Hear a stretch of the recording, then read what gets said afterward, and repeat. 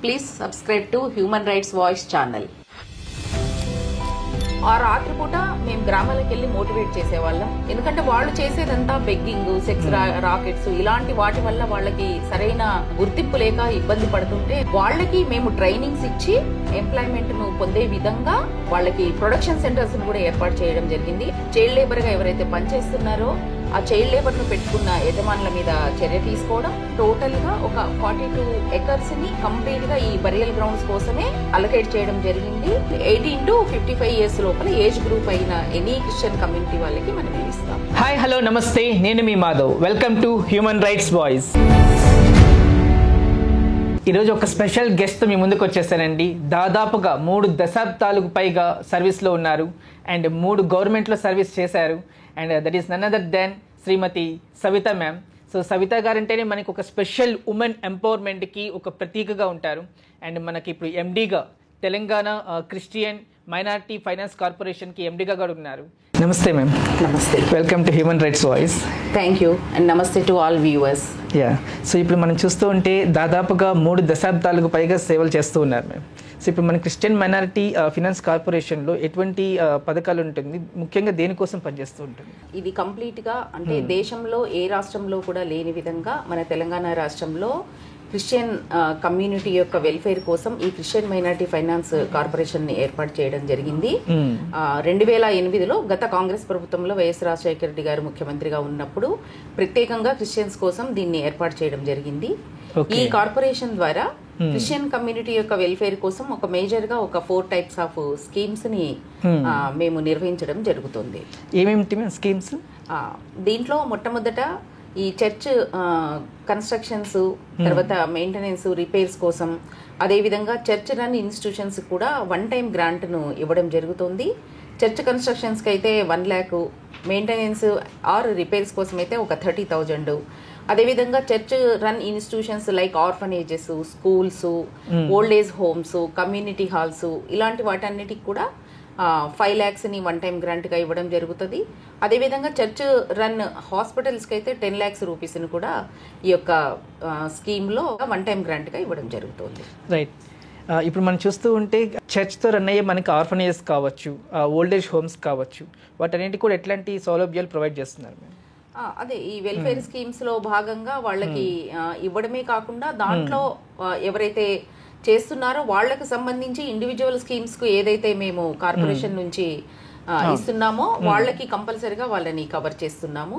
అదేవిధంగా ఇంకా మనము యూత్ కోసం, అన్ఎంప్లాయిడ్ యూత్ కోసం ట్రైనింగ్ అండ్ ఎంప్లాయ్మెంట్ అనే స్కీమ్ లో భాగంగా వాళ్ళందరికీ కూడా స్కిల్ డెవలప్మెంట్ ట్రైనింగ్స్, అదేవిధంగా ఇంకా ట్రైనింగ్స్ని ఇచ్చి వాళ్ళకి ప్లేస్మెంట్స్ను కూడా అంటే 3 months ట్రైనింగ్ ఇస్తాము. అదేవిధంగా వాళ్ళకి ప్లేస్మెంట్స్ను కూడా ప్రొవైడ్ చేయడం జరుగుతుంది. సో అన్ఎంప్లాయిడ్ యూత్ కోసం అని ప్రత్యేకంగా ఈ స్కీమ్ని రన్ చేస్తున్నాము. అంతేకాకుండా మామూలుగా ఎవరైతే ఎక్కువ చదువుకోని వాళ్ళు కానివ్వండి, అన్ఎడ్యుకేటెడ్ వాళ్ళ కోసం కానివ్వండి, మనము ఎకనమిక్ సపోర్ట్ స్కీమ్స్ అని ఒక స్కీమ్ని రన్ చేయడం జరుగుతుంది. సో ఈ స్కీమ్లో ఏంటంటే మనము వాళ్ళకి సెల్ఫ్ ఎంప్లాయ్మెంట్ కోసం వాళ్ళకి మనం సబ్సిడీస్ ని అందిస్తున్నాం అనమాట. ఓకే.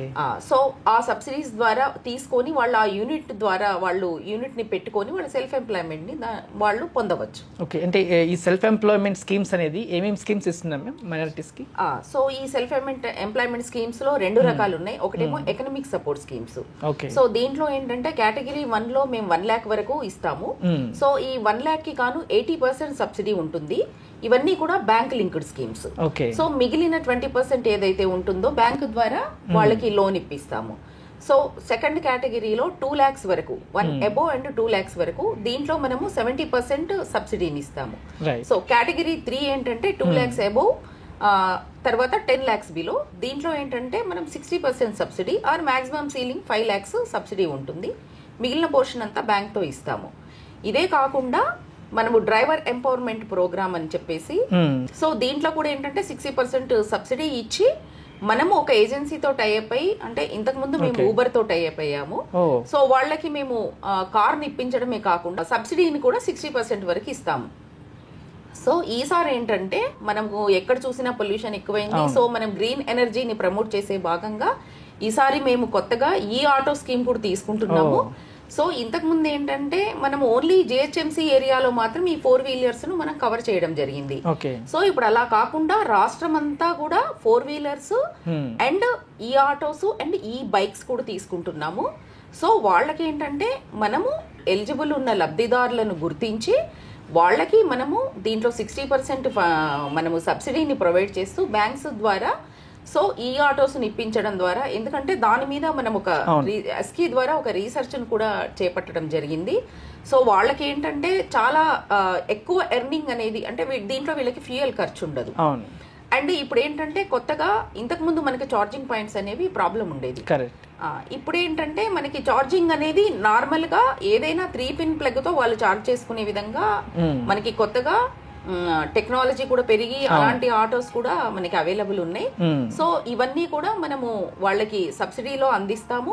అదే విధంగా ఈ బైక్స్ లో కూడా మనం ఈ బైక్స్ తీసుకొని వీటిని కూడా మనము స్విగ్గీ, జొమాటో, జెప్టో ఇలాంటి రకరకాల ఏజెన్సీస్ కూడా ఉన్నాయి. సో వాళ్ళకి లింక్ చేసి వాళ్ళు సెల్ఫ్ ఎంప్లాయ్మెంట్ కోసం వెతుక్కోకుండా సో డైరెక్ట్ గా వాళ్ళు ఇన్కమ్ జనరేట్ అయ్యే విధంగా దాంతో వాళ్ళు ఒక 2 years or 3 years లోపల వాళ్ళ లోన్ కూడా అంటే 4 వీలర్ కి అయితే 2 వీలర్ కి అయితే ఇంకా ఇమీడియట్ గానే క్లియర్ అవుతుంది. ఎందుకంటే మనం మాక్సిమం సబ్సిడీ అనేది మనము 60% ఇస్తున్నాము. సో ఈ విధంగా ఈ ఎకనామిక్ సపోర్ట్ స్కీమ్స్ అన్ని కూడా క్రిస్టియన్ కమ్యూనిటీ కోసం టేకప్ చేస్తున్నాము ఈ స్కీమ్ లో భాగంగా. Wonderful ma'am. అంటే ఎంప్లాయ్మెంట్ క్రియేషన్ అనేది ఇప్పుడు as a burning problem. So employment creation అనేది ఇప్పుడు దీనికి చేయడం ద్వారా దాన్ని ఇండిపెండెంట్ గా ఉంటూ ఉన్నారు. సో ఇప్పుడు మనం చూస్తే ఈ స్కీమ్స్ అన్నిటికి కూడా లబ్ధిదారులకు ఉండాల్సిన ఎలిజిబిలిటీ క్రైటీరియా ఏంటి మ్యామ్? వీళ్ళంతా కూడా బిలో పవర్టీ లైన్ అయి ఉండాలి. సో మనకి బిలో పవర్టీ లైన్ అనేది అర్బన్ లో ఒక రకంగా, రూరల్ లో ఒక రకంగా వాళ్ళకి ఇన్కమ్ సర్టిఫికెట్ ఉండాలి, వాళ్ళు క్రిస్టియన్ కమ్యూనిటీకి చెందిన వాళ్ళు అయి ఉండాలి. అండ్ వాళ్ళు బ్యాంక్ లో ఎలాంటి డిఫాల్టర్స్ అయి ఉండకూడదు. ఎందుకంటే మన సబ్సిడీతో పాటుగా మనం బ్యాంక్ లోన్ ని మనము లింక్ చేస్తున్నాం కాబట్టి. సో ఇవి మేజర్ గా అండ్ 18 to 55 years లోపల ఏజ్ గ్రూప్ అయిన ఎనీ క్రిస్టియన్ కమ్యూనిటీ వాళ్ళకి మనం ఇవి ఇస్తాం. రైట్. ఇప్పుడు మనం చూస్తుంటే ఏ రంగంలో అయినా కానీ మహిళలు they are showing the empowerment. మనం చూస్తే ఉమెన్ ఎంపవర్మెంట్ స్కీమ్స్ అనేది ఏమేమి ఉన్నాయి స్పెషల్గా? యాక్చువల్గా ఇంతకు ముందు అంతా కూడా మనము ప్రతి దాంట్లో కూడా ఉమెన్ ఎవరైతే ముందుకొస్తే వాళ్ళని కవర్ చేస్తున్నాము. అలా కాకుండా ఈసారి మాత్రం నేను ప్రత్యేకంగా ఏంటంటే విమెన్ కోసమని ట్రైనింగ్ అండ్ ఎంప్లాయ్మెంట్ స్కీమ్ లో మనకి MPHW ఫీమేల్ అని ఒకటి ఉంటుంది. సో ఇదేంటంటే మామూలుగా స్టాఫ్ నర్స్. సో ఇది గవర్నమెంట్ ద్వారా రికగ్నైజ్డ్ అయిన కోర్స్ అన్నమాట. ఇది 2 years కోర్సు. సో ఎస్పెషల్లీ ఇదేంటంటే విమెన్ కి మనము ఈ 2 years వాళ్ళకి ఈ కోర్స్ ఇచ్చిన తర్వాత వాళ్ళకి గవర్నమెంట్ లోనే మెడికల్ అండ్ హెల్త్ డిపార్ట్మెంట్ లో వాళ్ళకి ANM గా ఇమీడియట్ గా జాబ్స్ వచ్చే అవకాశం ఉంటుంది. అదే విధంగా ఎనీ హాస్పిటల్ ఎక్కడైనా కూడా వాళ్ళు చేయొచ్చు. మేమేంటంటే దీన్ని రూరల్లోనే ఈసారి ఇంప్లిమెంట్ చేద్దాం అనుకుంటున్నాము. ఎందుకంటే మనందరికీ తెలుసు హైదరాబాద్ లో పనిచేయడానికి అందరూ ముందుకొస్తారు, బట్ రూరల్లో మనకి ఒక మెడికల్ ఫెసిలిటీ ఉండాలి మారుమూల గ్రామాల్లో. ఎందుకంటే నేను అక్కడి నుంచే పనిచేసి వచ్చాను కాబట్టి నాకు అక్కడి పరిస్థితులు తెలుసు. సో అక్కడున్న విమెన్ ని ఐడెంటిఫై చేసి అక్కడ వాళ్లకు ట్రైనింగ్ ఇచ్చి అక్కడే వాళ్ళకి జాబ్ వచ్చేటట్టుగా సో వాళ్ళు వాళ్ళ గ్రామాల్లోనే వాళ్ళు సర్వీస్ చేసే విధంగా మేము ఇదొక ప్లాన్ కూడా చేస్తున్నాము. అంతేకాకుండా విమెన్ కి స్పెషల్లీ సో వాళ్ళకి ఏంటంటే మొబిలిటీ అనేది ఎప్పుడు ప్రాబ్లం. సో ప్రతి అంటే మామూలుగా నా పర్సనల్ ఒపీనియన్ కూడా ప్రతి గర్ల్ ఆర్ ఉమెన్ ఎవరికైనా డ్రైవింగ్ అనేది వచ్చి ఉండాలి.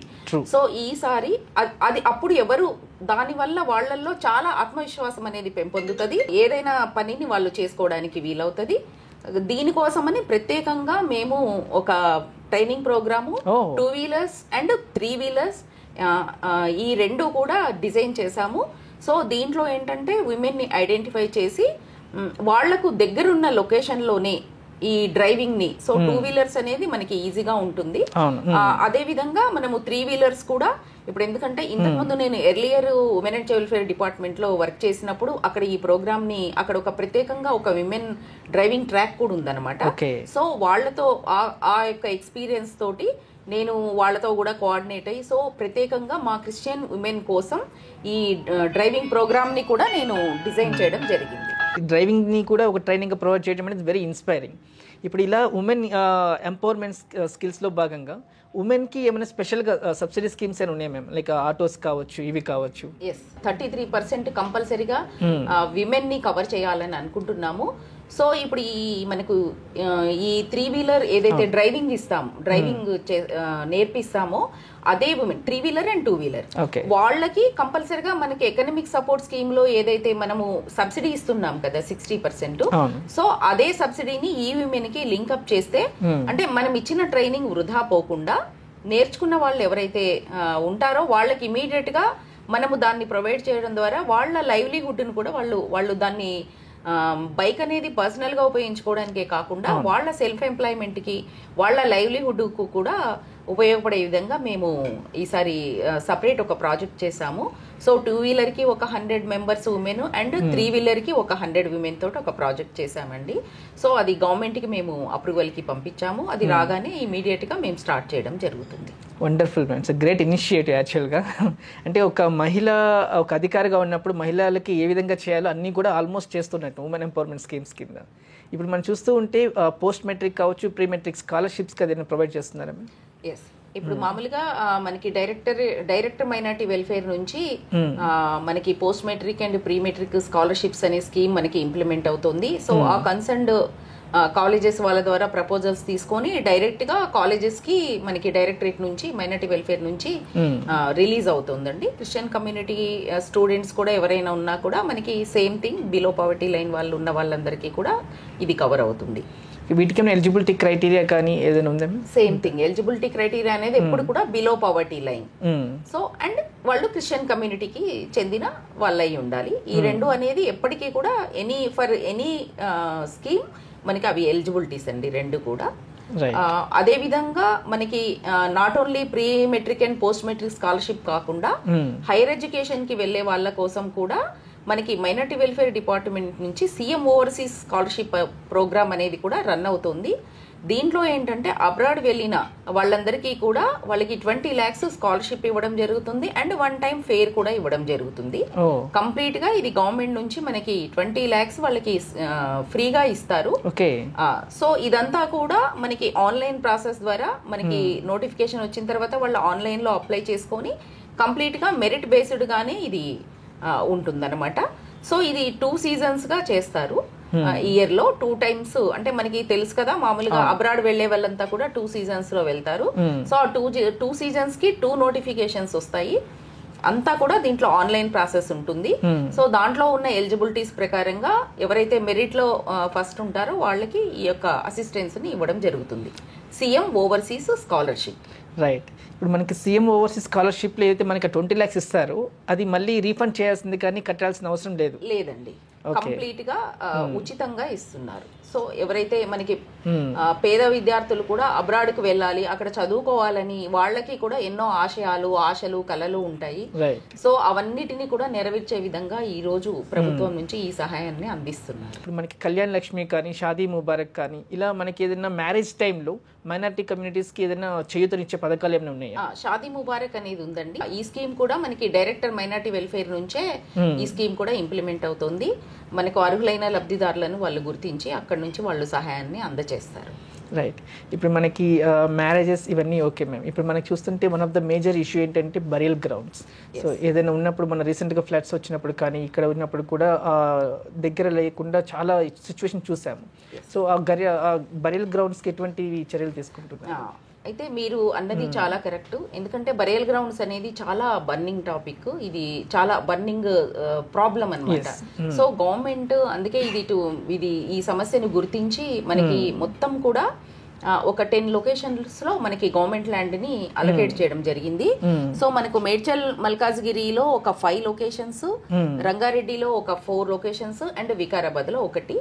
సో ఇప్పటి వరకు గవర్నమెంట్ ల్యాండ్ ని మొత్తం టోటల్ గా ఒక 42 acres ని కంప్లీట్ గా ఈ బరియల్ గ్రౌండ్స్ కోసమే అలొకేట్ చేయడం జరిగింది. సో ఆల్రెడీ చర్చెస్ ద్వారా కొన్ని బరియల్ గ్రౌండ్స్ అనేవి ఉన్నాయి. అవి కాకుండా ఇది ప్యూర్లీ క్రిస్టియన్ ఫైనాన్స్ కార్పొరేషన్ కు ఈ ల్యాండ్ ని అలాట్ చేయడం జరిగింది. అదే విధంగా హ్యాండ్ ఓవర్ కూడా చేయడం జరిగింది. రీసెంట్ గా నేను వచ్చిన తర్వాత అవన్నీ కూడా ఆ ల్యాండ్స్ అన్ని కూడా ఇన్స్పెక్షన్ చేసి అక్కడ కొన్ని డెవలప్మెంట్స్ చేపట్టాల్సి ఉంది. ఆల్రెడీ ఒక బరేల్ గ్రౌండ్కి స్టార్ట్ అయ్యింది. సో అక్కడ ఏంటంటే దానికి కాంపౌండ్ వాల్స్, అక్కడ కావలసిన వాళ్ళకి కొన్ని ఫెసిలిటీస్, తర్వాత అక్కడ ఆఫీస్ రూము, అలాంటి ఫెసిలిటీస్ అన్నిటికి కూడా వాటిని ఎస్టిమేట్స్ వేయించి ప్రభుత్వానికి కూడా మేము ఈసారి మొత్తం ఒక 15 crores మేము ప్రపోజల్స్ కూడా పంపించామండి ఆ బరియల్ గ్రౌండ్స్ డెవలప్మెంట్ కోసం. సో మనకు ఈ స్పేస్ అనేది కూడా చాలా ఇంపార్టెంట్ అండ్ వాల్యుబుల్ కాబట్టి మనం ఇంకా కొత్త పద్ధతుల్లో ఏ విధంగా మనము ఇవి చేయవచ్చు క్రిమేషన్స్ అనేది కూడా అంటే స్పేస్ని మనం సేవ్ చేసుకునే విధంగా అని చెప్పేసి దానికి సంబంధించి కూడా మేము కొంత అనాలిసిస్ చేసి ఆ విధంగా కూడా అక్కడ ఫెసిలిటీస్ని వాళ్ళకి ప్రొవైడ్ చేయాలి అని మేము ఆలోచిస్తున్నాం. రైట్. ఇప్పుడు మన క్రిస్టియన్ మైనారిటీ ఫైనాన్స్ కార్పొరేషన్ చూస్తుంటే వివిధ రకాల స్కీమ్స్ అన్ని రకాలుగా అన్ని కేటగిరీస్ పీపుల్కి కూడా ప్రొవైడ్ చేస్తూ ఉన్నారు. సో ఇటువంటి నేపథ్యంలో ప్రభుత్వం నుంచి సపోర్ట్ ఎలా ఉంది? ప్రభుత్వం నుంచి చాలా మంచి సపోర్ట్ ఉందండి.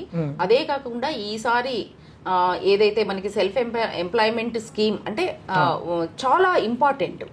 ఎందుకంటే మొట్టమొదట ప్రజలు ఆర్థికంగా డెవలప్ అయినప్పుడే అన్ని రకాలుగా అంటే మనకు తెలుసు కదండి, ఒక ఊరు డెవలప్ అయితే ఒక మండల్ అయితే డిస్ట్రిక్ట్ అయితే మనకి స్టేట్ అయితే కంట్రీ, అంటే ఇంతవరకు మనకు ఒక లింక్ డెవలప్మెంట్ లో. సో ఈసారి చాలా మనకి ఫండ్స్ ని కూడా ఎన్నడూ లేని విధంగా మాకు ఈసారి ఫండ్స్ ని కేటాయించడం జరిగింది. ఎకనామిక్ సపోర్ట్ స్కీమ్స్ కానివ్వండి, అదే విధంగా ట్రైనింగ్ అండ్ ఎంప్లాయ్మెంట్ కు, అదే విధంగా మనకి ఈ చర్చ్ కన్స్ట్రక్షన్స్ కి, వీటికి. అదే కాకుండా ఈసారి ప్రత్యేకంగా మనకి క్రిస్టియన్ ఫైనాన్స్ కార్పొరేషన్ కు మనకి 10 crores తో ఒక క్రిస్టియన్ భవన్ ని కూడా శాంక్షన్ చేయడం జరిగింది. సో ఇదేంటంటే మెయిన్ గా ఇది మన క్రిస్టియన్ కల్చర్ కి, అదే విధంగా ఒక మనకి అంతా కూడా కన్వెన్షన్ హాల్ టైప్, అండ్ దాంతో పాటుగా క్రిస్టియన్ కమ్యూనిటీ వాళ్ళు ఏదైనా ప్రోగ్రామ్స్ చేసుకోవాలన్నా, తర్వాత అదొక కన్వెన్షన్ హాల్గా యూజ్ చేసుకోవచ్చు, కాన్ఫరెన్స్ హాల్గా యూజ్ చేసుకోవచ్చు. అదేవిధంగా ఇంకా మనము ఏ రకంగానైనా మనము ఆ కమ్యూనిటీ బెనిఫిట్ కోసం ఉపయోగించుకోవడానికి ఈ 10 crores తో ఒక క్రిస్టియన్ భవన్ని కూడా కేటాయించి దానికోసమని ఉప్పల్ బగాయత్లో 2 acres ల్యాండ్ని కూడా మనకి గవర్నమెంట్ అలాట్ చేయడం జరిగింది. ఇప్పుడు బగాయత్ చూస్తుంటే one of the fast develop అవుతున్న, అండ్ మనకి వర్క్ కూడా అక్కడ స్టార్ట్ అయ్యింది already. Compound wall work take up చేస్తున్నారు. అండ్ ఇప్పుడు మనం చూస్తుంటే క్రిస్టియన్ కమ్యూనిటీ హాల్స్ కూడా డెవలప్ చేస్తున్నారు. So Christian community halls develop చేసే నేపథ్యంలో అంటే స్థలాన్ని అనేది కేటాయిస్తారు? ఎస్, అంటే మనకి గవర్నమెంట్ ల్యాండ్ ఒకవేళ కేటాయించబడి ఉంటే గవర్నమెంట్ ల్యాండ్ లో క్రిస్టియన్ ఫైనాన్స్ కార్పొరేషన్ డైరెక్ట్ గా కన్స్ట్రక్షన్ ని టేకప్ చేస్తుంది. లేదు మనకి చర్చ్ ద్వారా వాళ్ళకి చర్చెస్ కి సంబంధించి ప్లేసెస్ ఉంటాయి. సో వాళ్ళు ఒక కమ్యూనిటీ హాల్ ని కన్స్ట్రక్షన్ చేయాలనుకున్నప్పుడు వాళ్ళకి ఉన్న ప్లేస్ వాళ్ళు చూపించి మనకి ప్రపోజల్ ఇస్తే వాళ్ళకి మనము కమ్యూనిటీ హాల్ కోసం 5 lakhs డైరెక్ట్ గా చర్చెస్ కి రిలీజ్ చేస్తాం. సో దాంతో వాళ్ళు కమ్యూనిటీ హాల్ ని వాళ్ళు టేకప్ చేయొచ్చు. ఈ సర్వీసెస్ కి రావడానికి మీకు ఆశయం ఇదంతా కూడా ఎప్పుడు ఎలా మ్యామ్? అంటే మా నాన్నగారు కూడా ఆయన కూడా ఒక చిన్న గ్రామం నుంచే వచ్చారు, అది ఇప్పుడు టౌన్ అయింది అనుకోండి. సో ఆయన మా గ్రామంలో ఆయన మొట్టమొదటి ఇంజనీర్. అంటే నాది జోగులాంబ గద్వాల జిల్లా, దాంట్లో ఐజా అనే గ్రామంలో మా నాన్నగారు ఒక చేనేత కుటుంబం నుంచి వచ్చారు. అంటే ఇంట్లో అంతా చేనేత వాళ్ళే ఉండేది.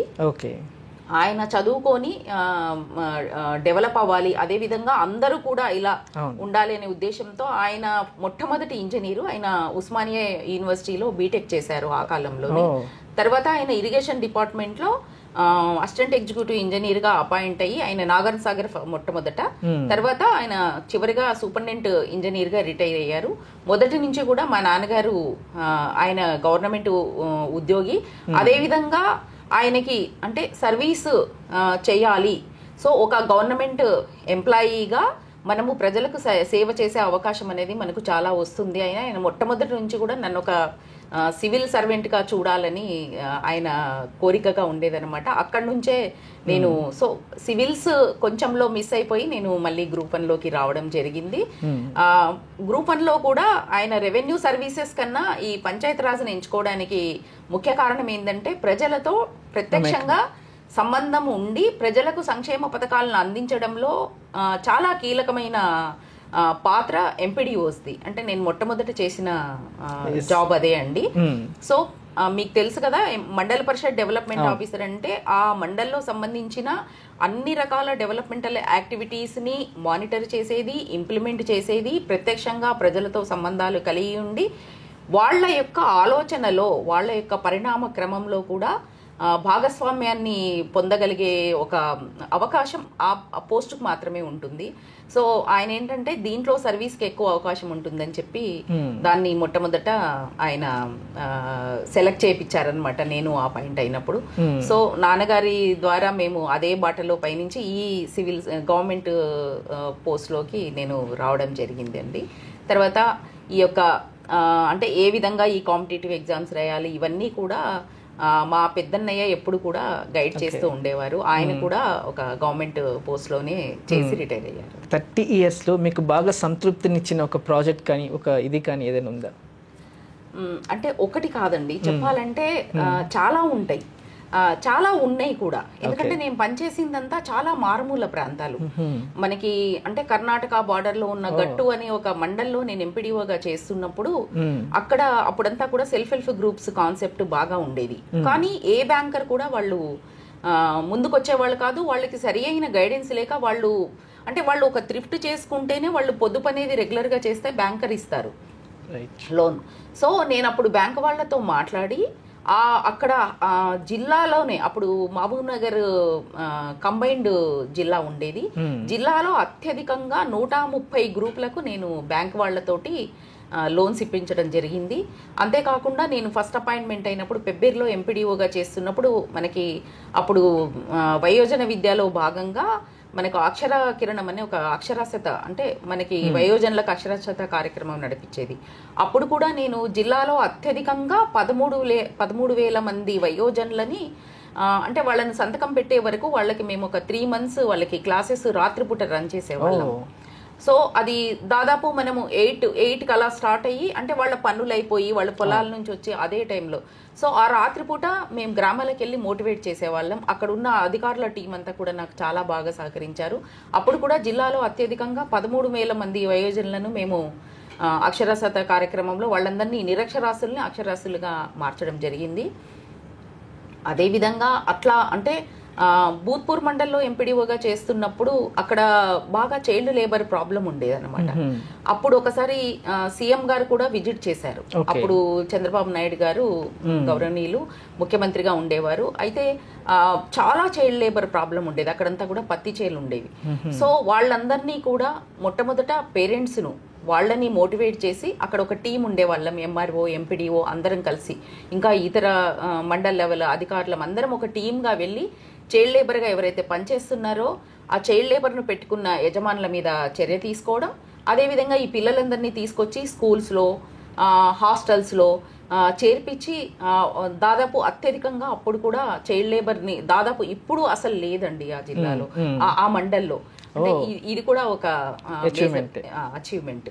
అంతేకాకుండా నేను కల్వకుర్తి మండల్లో చేస్తున్నప్పుడు మీకు నరేగా తెలుసు కదా, మనకి నరేగా స్కీమ్ లో మనకి వేజెస్ ఇస్తాము. అంటే వాళ్ళకి అదనంగా వాళ్ళు పనిచేసుకునే దానికి వాళ్ళతో పనిచేయించి మనం వాళ్ళకి కూలీని ఇస్తాము. సో మనకు రాష్ట్రంలో 2వ మండల్గా అది మనము అంటే కూలీలకు అత్యధికంగా కూలీలకు మనము ఎంప్లాయ్మెంట్ ప్రొవైడ్ చేసిన మండల్గా కూడా అక్కడ నేను స్టేట్ నుంచి ల్యాప్టాప్ను కూడా నేను బహుమతిగా తీసుకోవడం జరిగింది అప్పుడు జిల్లా కలెక్టర్ గారి నుంచి. అంటే ఇలా ప్రతి మండల్లో కూడా ఎన్నో రకాల అంటే నాకు చాలామంది అధికారులతో పాటు నాతో ఉన్న ప్రజాప్రతినిధులు కూడా నా యొక్క పనితీరును చూసి నాకు సహకరించడం ద్వారానే నేను ఇవన్నీ కూడా చేయగలిగాను.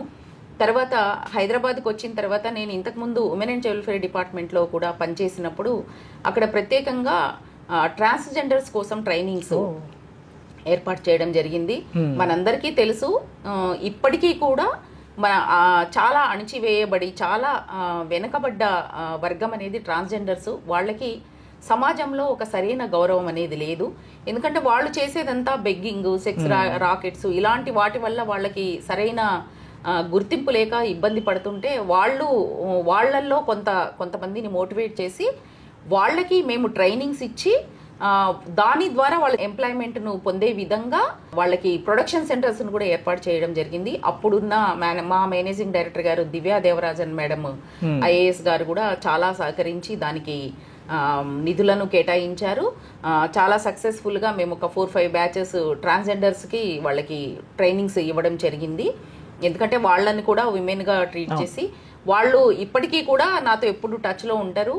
మీరు నేర్పించిన దాన్ని బట్టి వాళ్ళు సొంతంగా ఇప్పుడు అన్ని కంపెనీస్కి వెళ్ళి ఈవెన్ చాలా సాఫ్ట్వేర్ కంపెనీస్తో కూడా వాళ్ళు టైఅప్ అయ్యి అంటే మేము మెయిన్గా వాళ్ళకి జూట్ బ్యాగ్స్లో వాళ్ళకి ఇవ్వడం జరిగింది. ఎందుకంటే మనకు తెలుసు కదా, సో మనం ఎకలాజికల్ బ్యాలెన్స్ను మెయింటైన్ చేయడానికి జూట్ బ్యాగ్స్ అయితే ప్లాస్టిక్ బదులు అదొక ప్రత్యామ్నాయంగా చాలామంది సాఫ్ట్వేర్ కంపెనీల వాళ్ళు కూడా వాళ్ళకి ఆర్డర్స్ ఇవ్వడము. దాని ద్వారా ఇప్పుడు అందరూ కూడా సొంతంగా ప్రతి ఒక్కళ్ళు ఏదో ఒక పని చేసుకొని వాళ్ళందరికీ ట్రైనింగ్, మోటార్ డ్రైవింగ్ ట్రైనింగ్లో కూడా వాళ్ళకి ట్రైనింగ్స్ ఇచ్చాము. కొంతమంది డెలివరీ ఆటో విమెన్గా కూడా వాళ్ళు పనిచేస్తున్నారు.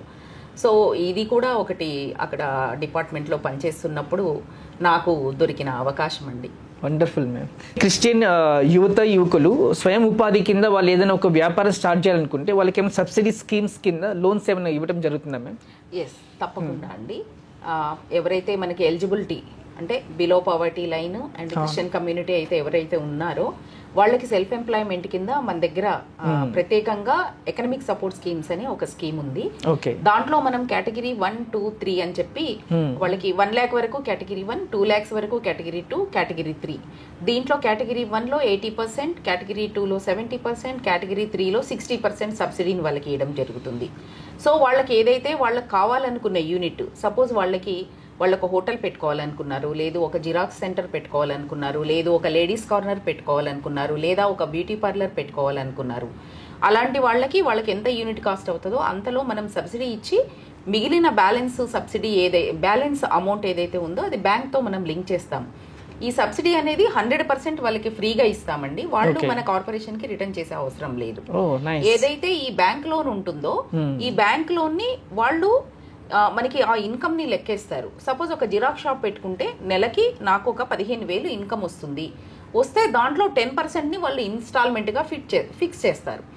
మనకి 2 లక్షలు జిరాక్స్ షాప్ కి ఖర్చు అవుతుందంటే దాంట్లో మనం 70% అంటే మనం 1,40,000 ఫ్రీగా ఇస్తాము. మిగిలిన 60,000ని వాళ్ళు ఈజీ ఇన్స్టాల్మెంట్స్ ఫిక్స్ చేసి చాలా తక్కువ ఇంట్రెస్ట్ ఉంటుంది బ్యాంక్ వాళ్ళది కూడా. ఇది ఎందుకంటే ఇది ఎకనామిక్ సపోర్ట్ స్కీమ్స్లో వాళ్ళు చాలా తక్కువ ఇంట్రెస్ట్ తోటి ఈ ఈఎంఐస్ పెట్టేసి 50 మంత్లీ ఇన్స్టాల్మెంట్స్లో ఈ అమౌంట్ని ఓన్లీ బ్యాంక్ లోన్ మాత్రమే వాళ్ళు రిటర్న్ చేయాల్సి ఉంటుంది. సో సబ్సిడీ అనేది 100% purely free grant from Christian minority finance corporation. So అది ఈజీగా రికవరీ అవుతుంది. ఇప్పుడు చూస్తుంటే మేము స్వయం ఉపాధి పథకాల కింద చాలా మందికి మన ఎలక్ట్రికల్ వెహికల్స్ అనేది ఇస్తూ ఉన్నాం. అంటే ఇప్పుడు గవర్నమెంట్ స్కీమ్స్ ని లేదా గవర్నమెంట్ ఈ డబ్బుని దుర్వినియోగం కాకుండా ఎటువంటి చర్యలు తీసుకుంటూ ఉన్నారు? కరెక్ట్ గా అడిగారండి. ఎందుకంటే మనం ప్రభుత్వం నుంచి 60% ఆర్ 5 lakhs అంటే చాలా పెద్ద మొత్తంలో వాళ్ళకి మొత్తం కూడా ఫ్రీగా ఇస్తున్నాము. సో మనము 3 సంవత్సరాలుగా కూడా మనము ఈ 4-wheelers అంటే మారుతి వాళ్ళతో టైఅప్ అయి మనం కార్స్ని ఇవ్వడం జరిగింది ఈ 60% సబ్సిడీ కింద. సో వాటన్నిటినీ కూడా మేము ఏంటంటే యాక్చువల్గా ఎవ్రీ ఇయర్ చేయాలి, బట్ ఈ ఇయర్ మేము టేకప్ చేస్తున్నాము. ఆ లబ్ధిదారులనంతా కూడా లిస్ట్ చేసి టీమ్స్ని ఫామ్ చేసి ఆ లబ్ధిదారులని ఇంటికి వెళ్ళి వాళ్ళు కరెక్ట్గా మన స్కీమ్ని వాళ్ళు యూటిలైజ్ చేసుకుంటున్నారా లేదా, దాని ద్వారా వాళ్ళు సెల్ఫ్ ఎంప్లాయ్మెంట్ పొందుతున్నారా, మనం ఇంపించిన 2-wheelers అలాగే ఉన్నాయా, లేకపోతే ఎవరికైనా అమ్మేశారా, బ్యాంకుకి కరెక్ట్గా వాళ్ళు ఇన్స్టాల్మెంట్స్ అనేది పే చేస్తున్నారా, వీళ్ళే పే చేస్తున్నారా, వీళ్ళ పేరు మీద ఎవరైనా బినామీస్ చేస్తున్నారా అనేది కూడా మేము టీమ్స్ను పంపించి వెరిఫై చేసి ఒకవేళ ఎవరైనా దీన్ని మిస్యూటిలైజ్ చేసుంటే వాళ్ళ మీద మేము చట్టపరంగా కూడా చర్యలు తీసుకోవడానికి కూడా మేము ఒక సోషల్ ఆడిట్ అనేది ఈ ఎస్పెషల్లీ డ్రైవర్ ఎంపవర్మెంట్ స్కీమ్కు సంబంధించి ఈ 4-wheelers మీద మేము టేకప్ చేస్తున్నాము. It's great initiative. అంటే స్కీమ్స్ ఇవ్వటమే కాదు, అది సరైన వ్యక్తులకు చేరుతుందా లేదా అనేది కూడా ఇట్స్ గ్రేట్ ఆడిట్. అంతేకాకుండా ఈ ట్రైనింగ్ అండ్ ఎంప్లాయ్మెంట్ లో భాగంగా కూడా వాళ్ళకి మనము ప్లేస్మెంట్స్ ఇచ్చిన తర్వాత కూడా మేము వాళ్ళతో పాటు ఒక 3 నెలలు అంటే వాళ్ళ జాబ్ చేస్తున్నారా లేదా, అంటే ఎక్కువ రోజులు వాళ్ళతో మనం ఉండలేము, కానీ కనీసం అంటే ఒక 3 months వాళ్ళు చేశారు అంటే దాంట్లో కంటిన్యూ అవుతారు. సో ఆ 3 months కూడా వాళ్ళని మేము మానిటర్ చేస్తుంటాము కంపల్సరీగా. వండర్ఫుల్. సో ఇప్పుడు మనం చూస్తుంటే క్రిస్టియన్ మైనారిటీ ఫైనాన్స్ కార్పొరేషన్ యొక్క భవిష్యత్ కార్యాచరణ ఏ విధంగా ఉండబోతుంది? మామూలుగా ఎప్పుడు కూడా ఈ స్కీమ్స్ అనేవి మనము ప్రభుత్వానికి మొట్టమొదట మనం అన్నీ కూడా యాక్షన్ ప్లాన్స్ పంపించాలి, మళ్ళీ అప్రూవల్ రావాలి, వచ్చిన తర్వాత మనం నోటిఫికేషన్స్ వేయాలి, వేసిన తర్వాత అప్పుడు లబ్ధిదారులను గుర్తింపు చేయడము, లేకపోతే ట్రైనింగ్ పార్ట్నర్స్ గుర్తించడము, ఇలాంటివి జరుగుతుంటాయి. అయితే దీని వలన ఏమవుతుందంటే ఒక్కొక్కసారి ఒక ఫైనాన్షియల్ ఇయర్ కూడా మనకి లాస్ అవ్వడానికి అవకాశం ఉంటుంది. ఈసారి అలా కాకుండా మేము ఇమీడియట్గా బడ్జెట్ అవుతూనే యాక్షన్ ప్లాన్స్ ఇమీడియట్గా అంటే ముందే రెడీ చేసి పెట్టుకున్నాము. సో మనకి ఆ ఫిగర్స్ రాగానే దాన్ని బట్టి ఎంతమంది లబ్ధిదారులను కవర్ చేస్తామనేది యాక్షన్ ప్లాన్స్ పంపించేసి, సో యాక్షన్ ప్లాన్స్ అప్రూవల్స్ వచ్చే లోపలనే మేము పేపర్ నోటిఫికేషన్ ద్వారా ట్రైనింగ్ పార్ట్నర్స్ని ఐడెంటిఫై చేయడము. సో ఈ ఫైనాన్షియల్ ఇయర్కు అలాట్ చేసిన బడ్జెట్ని మేము ఇదే ఫైనాన్షియల్ ఇయర్లో కంప్లీట్ చేసి మనకు ప్రభుత్వం నుంచి వచ్చిన నిధులన్నిటినీ కూడా సక్రమంగా సద్వినియోగం చేసేటట్టుగా ఈసారి మేము ఫ్యూచర్గా కార్యాచరణ చేస్తున్నాము. అదేవిధంగా ట్రైనింగ్స్ కానివ్వండి, ఇవన్నీ కూడా కొత్త కొత్త ప్రాజెక్ట్స్ని టేకప్ చేయడము. అంటే మనము ఇంతకుముందు మోటార్ డ్రైవింగ్ లేకుండింది, ఇప్పుడు motor driving training, MPHW female training చేయడము. అంతేకాకుండా ఈ ట్రైనింగ్ చేసిన వాళ్ళని వదిలేయకుండా వాళ్ళకే మనము ఎకనమిక్ సపోర్ట్ స్కీమ్స్ ద్వారా వాళ్ళకి సపోర్ట్ చేసి వాళ్ళ యొక్క లైవ్లీహుడ్ను పెంపొందించడానికి కూడా మేము ప్రయత్నం చేస్తున్నామండి ఇప్పుడు. సో ఈ ఇయర్ మా action plan. Thank you so much ma'am. So అడగగానే ఇంటర్వ్యూ ఇచ్చి చాలా వివరంగా కూడా ఓపిక్గా పేషెంట్స్గా అన్నిటినీ కూడా వివరించినందుకు. ఎందుకంటే మీరు అన్నట్టుగా అన్ని పథకాలు ఉన్నాయి, కానీ అందరికీ చేరేలాగా అవేర్నెస్ అనేది లేదు. సో మన సోషల్ మీడియా ఈ రోజున పవర్ఫుల్ ప్లాట్ఫామ్ కాబట్టి మన ఛానల్ ద్వారా అందరికీ తెలియజేయాలని ఒక చిన్న ప్రయత్నం ఇది. So thank you so much for your time, ma'am, and whatnot. You have provided all the information in detail. Thank you so much, ma'am. Thank you very much అండి. సో మీ ఛానల్ ద్వారా మా క్రిస్టియన్ ఫైనాన్స్ కార్పొరేషన్ యాక్టివిటీస్ కూడా అందరికీ చేరేటట్లుగా మీరు అవకాశం ఇచ్చినందుకు కూడా thank you very much. Thank you. ఒకవేళ క్రిస్టియన్ మైనారిటీకి సంబంధించి మీరు క్రిస్టియన్ మైనారిటీ అయ్యుండి మీకు ఏదైనా క్వశ్చన్స్ కానీ, ఒకవేళ పథకాలకి ఎలా అప్లై చేసుకోవాలి కానీ ఏదైనా ప్రశ్నలు ఉంటే కింద కామెంట్ రూపంలో తెలియజేయండి. ఖచ్చితంగా మేడం దృష్టికి మేమైతే తీసుకువెళ్తాము. సో మరో గెస్ట్తో మళ్ళీ కలుసుకుందాం. Till then keep watching human rights voice. నేను మీ మాధవ్.